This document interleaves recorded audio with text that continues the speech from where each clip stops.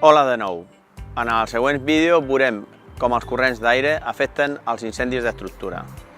Tenim que tindre en compte la velocitat de la propagació horitzontal és molt diferent a la propagació de la velocitat vertical dels incendis. Veurem que l'efecte ximenea es porta a incendis de molt alta energia i es porta el fum i els gasos a departament molt lluny del foc. Amb aquest simulador podrem veure fàcilment una propagació d'incendi vertical, per exemple, en un incendi en una planta baixa d'un edifici, que es propagarà cap al pati de llums o als pisos superiors. En el primer escenari, l'incendi parteix d'un flux bidireccional a la porta de l'esquerra, que és l'únic punt d'entrada d'aire i de sortida de gasos. Però quan obrim la finestra, que va del pis al cel obert, veurem que canvia el patró de ventilació a un flux unidireccional. En aquest cas, l'efecte xemeneia genera una propagació d'incendi vertical.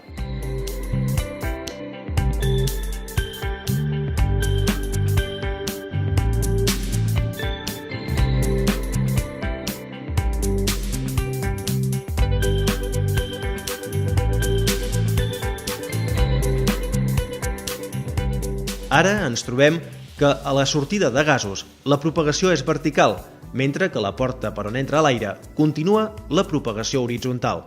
Aquest escenari amb propagació vertical és difícil de controlar perquè porta gasos o flames a altres compartiments, lluny de les línies d'extinció.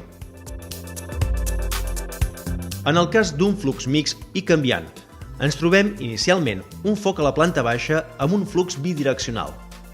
Per la façana de l'esquerra hi ha una propagació vertical que pot portar l'incendi des de la planta baixa fins al primer pis. En el moment que obrim la finestra de la galeria de la primera planta i per l'efecte xemeneia del pati de llums, l'incendi es propaga al pis superior. En aquesta situació tenim un corrent bidireccional a la planta baixa i unidireccional a la primera planta, és a dir, un flux mixt.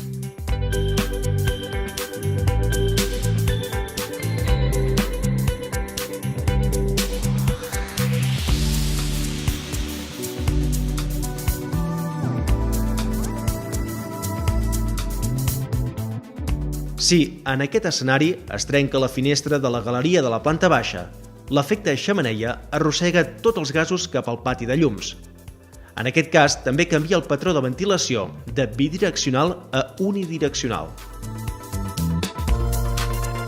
En l'escenari següent, tenim un foc actiu a la planta baixa, al costat de la finestra esquerra, amb un patró de ventilació bidireccional.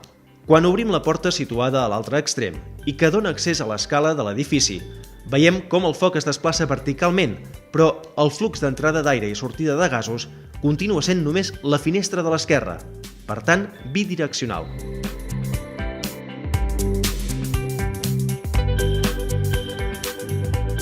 De moment, l'incendi està retingut a la caixa d'escales, però a l'obrir la porta d'entrada del pis de dalt a la dreta, el foc es troba amb un flux unidireccional, amb entrada i sortida de gasos molt definida.